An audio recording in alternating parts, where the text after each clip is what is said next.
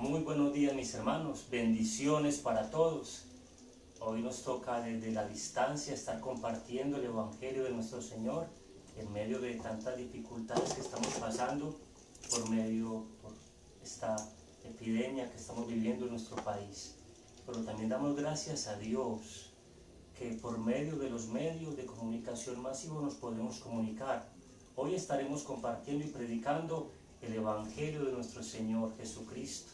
Damos gracias a Dios que estemos todos en nuestras casas. Hermanos, el llamado es a que aprovechemos muy bien el tiempo, tengamos una vida en paz, reunidos con nuestros seres queridos, y también un llamado a la obediencia como cristianos, a que demos testimonio de que somos personas obedientes y también sujetas a las autoridades. Así que mis amados hermanos, hoy es un día atípico para la iglesia cristiana, ya que no estamos reunidos en nuestros lugares de reunión, sino cada cual en sus casas. Es tiempo de reflexionar, pero también tiempo de que valoremos nuestras reuniones. Dios permita que cuando pase esta epidemia y esta cuarentena podamos nuevamente reunirnos y saludarnos como antes lo hacíamos. Pues el apóstol Pablo y el apóstol Pedro nos dicen en sus cartas que cuando los hermanos se reunían, se daban sus saludos, se saludaban con un beso santo. Pues hoy nosotros lo hacemos desde la distancia. Hermanos, así que les invito para que comencemos nuestro tiempo de reunión, de culto al Señor, ustedes en sus casas, en sus hogares, con sus familias, y nosotros en este lugar también compartiendo unidos el Evangelio de nuestro Señor Jesucristo. Les invito para que hagamos una corta oración antes de empezar nuestra predicación. Hermanos, oremos. Amado Dios y Padre de la gloria, te damos muchas gracias por este día más de vida que nos das. Pero te damos muchas gracias, Padre, por la paz que tú nos das en medio de las diferentes situaciones. Amado Dios, gracias por tu amor incondicional, pero muchas gracias por la salvación que tenemos en Cristo. Qué bendiciones que hoy podamos estar juntos como hermanos, en la distancia, pero unidos en un mismo espíritu, reconociendo que Cristo es el Señor, reconociendo que Dios es el dueño de nuestras vidas. Así que oramos en esta mañana, oramos por los hogares, por las familias, oramos por Colombia, oramos por el mundo, oramos para que tu evangelio sea predicado en este día y para que esta situación que estamos viviendo en el mundo entero sea también para ayuda y para crecimiento de tu iglesia, amado Señor. Que reflexionemos profundamente en nuestras vidas y que valoremos nuestros tiempos de reunión. Gracias, Padre. Y en esta mañana, al ser predicado el Evangelio, oramos para que Cristo sea exaltado. Oramos para que el Evangelio pueda llegar a muchos hogares y muchas personas también por estos medios de comunicación puedan recibir el mensaje del Evangelio y también puedan llegar por medio de la fe al arrepentimiento y a una conversión genuina en Cristo. Gracias a Dios por este momento y por este tiempo. Ahora continuamos con la predicación del Evangelio. Gracias, Padre. Hermanos míos, estaremos hoy compartiendo el Evangelio de nuestro Señor Jesús.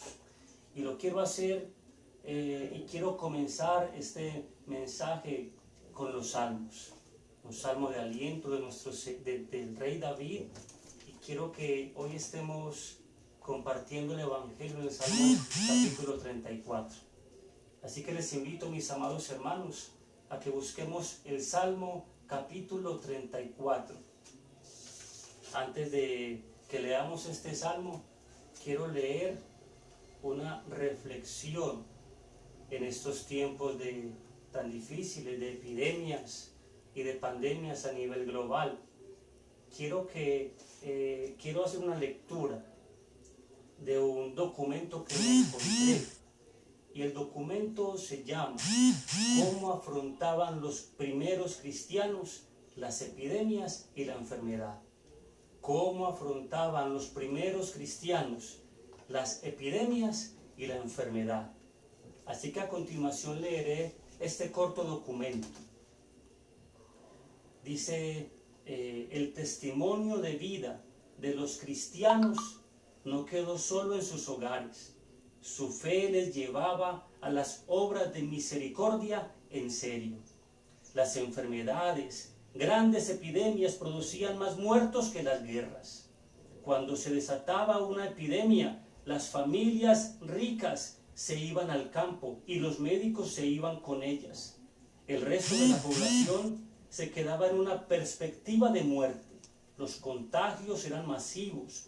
Los padres abandonaban sus hijos enfermos y los hijos a sus padres enfermos. En su libro, Stark analiza dos de las más graves epidemias que asolaron el imperio, una del año 165 y otra del 251. Se llevaron en torno a 1/3 de la población.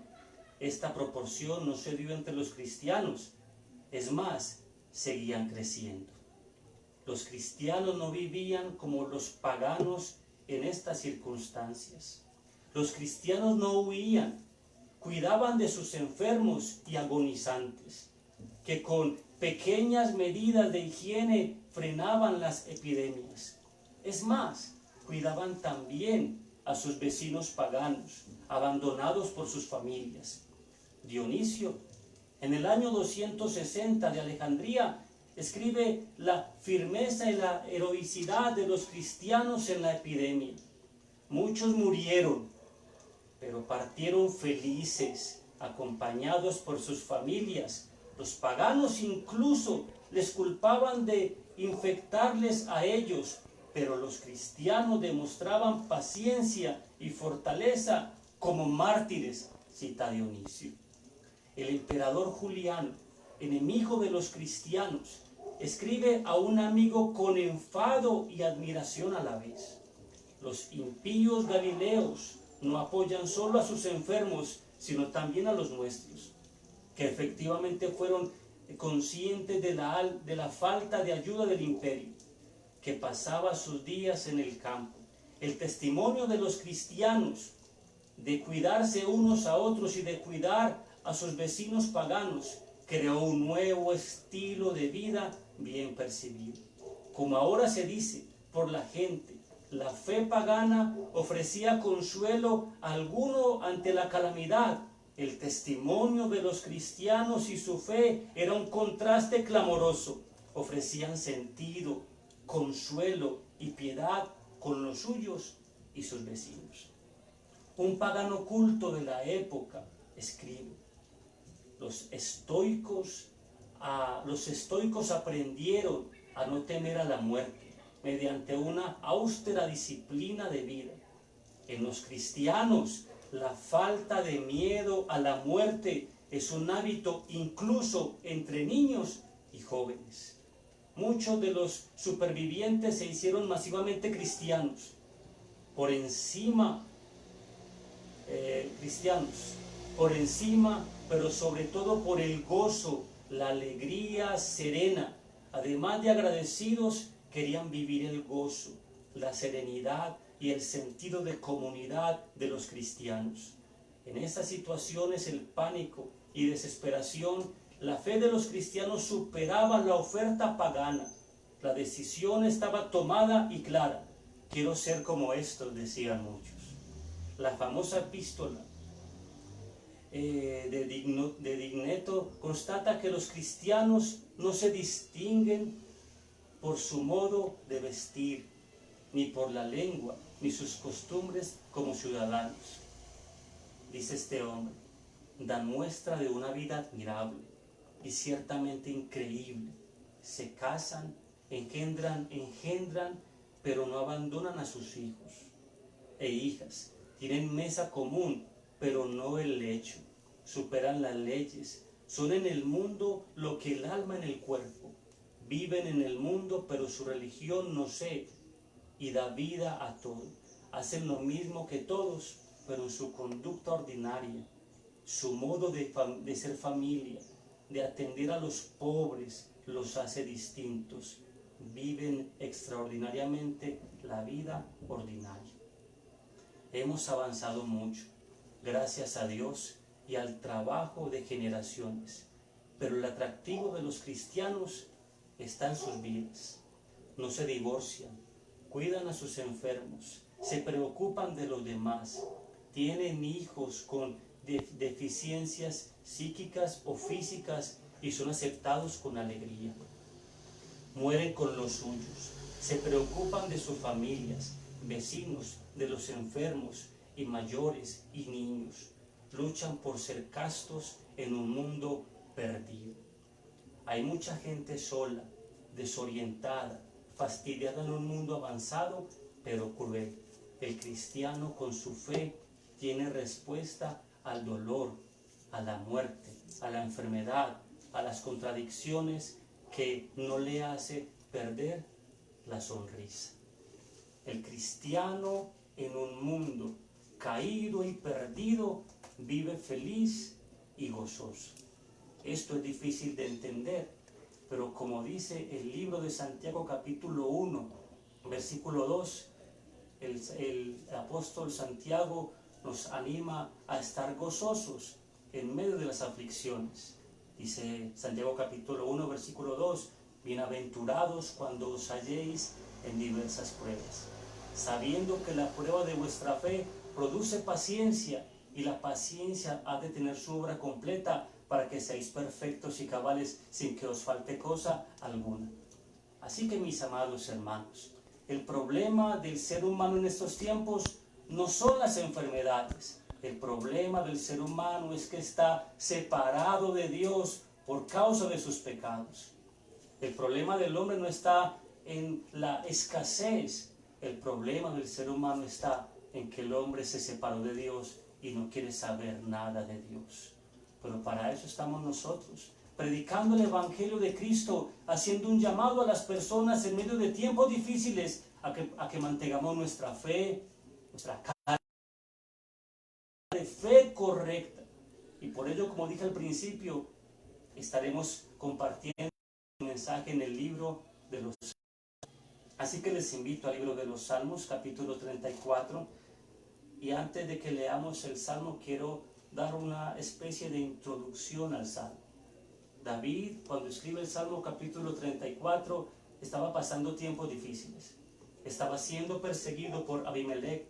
De hecho, la introducción del Salmo dice lo siguiente: Salmo de David, cuando mudó su semblante delante de Abimelech, y él lo echó y se fue. David estaba pasando por situaciones difíciles en su momento.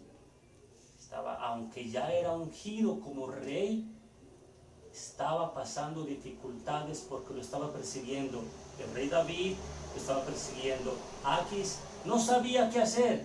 Y dice la Biblia en Samuel capítulo 21, 13 al 15, que David mudó su semblante, que David se hizo el loco, que aún por su barba chorreaba baba, y que Aquis dijo de David que era un loco y lo dejó vivir. Después de este episodio, David se va a la famosa cueva de Adulam, donde también escribe 2 salmos. Y en medio de esa situación, David escribe este salmo. En medio de persecución, en medio de angustia, en medio de diferentes situaciones, David escribe el Salmo capítulo 34, y yo quiero que lo leamos en esta mañana. Salmo 34 dice: bendeciré a Jehová en todo tiempo. Su alabanza estará de continuo en mi boca. En Jehová se gloriará mi alma. Lo oirán los mansos y se alegrarán. Engrandeced a Jehová conmigo y exaltemos aún a su nombre. Busqué a Jehová y él me oyó y me libró de todos mis temores. Los que miraron a él fueron alumbrados y sus rostros no fueron avergonzados. Este pobre clamó y le oyó Jehová y lo libró de todas sus angustias. El ángel de Jehová acampa alrededor de los que le temen y los defiende. Gustad y ved que es bueno Jehová. Dichoso el hombre que confía en él. Temed a Jehová vosotros sus santos, pues nada falta a los que le temen. Los leoncillos necesitan y tienen hambre, pero los que buscan a Jehová no tendrán falta de ningún bien. Venid, hijos, oídme. El temor de Jehová os enseñaré. ¿Quién es el hombre que desea vida, que desea muchos días para ver el bien? Guarda tu lengua del mal y tus labios de hablar engaño. Apártate del mal, haz el bien, busca la paz y síguela. Los ojos de Jehová están sobre los justos y atentos sus oídos al clamor de ellos. La ira de Jehová contra los que hacen mal, para cortar de la tierra la memoria de ellos. Claman los justos, y Jehová oye, y los libra de todas sus angustias. Cercano está Jehová a los quebrantados de corazón, y salva a los contritos de espíritu. Muchas son las aflicciones del justo, pero de todas ellas él librará Jehová. Él guarda todos sus huesos, ni uno de ellos será quebrantado. Matará al malo la maldad, y los que aborrecen al justo serán condenados. Jehová redime el alma de sus siervos, y no serán condenados cuantos en él confían. Es un salmo de fe, de confianza, pero más que todo es un salmo en el cual David nos invita a que alabemos a Dios en medio de las circunstancias. El versículo 1 del salmo dice: bendeciré a Jehová en todo tiempo. ¿En cuál tiempo? En todo tiempo. Si miramos el contexto del salmo, el rey David, el cual ya había sido ungido como rey, pero todavía no estaba reinando, estaba siendo perseguido. Dice la Biblia que Samuel fue a la casa de Isaí y que de entre de sus hermanos escogió a David. Dios escogió a David para que éste fuese rey sobre Israel, y se ungió como rey, pero no reinó ahí mismo. Se demoró varios años para poder reinar, y en este tiempo David fue perseguido, no solamente por Saúl, tenía muchos enemigos, y a pesar de que ya era un hombre ungido por Dios para reinar, y que estaba siendo perseguido por sus enemigos, no encontramos una queja de este hombre. Todo lo contrario, la invitación que él nos hace es que alabemos a Dios en medio de las circunstancias. David nos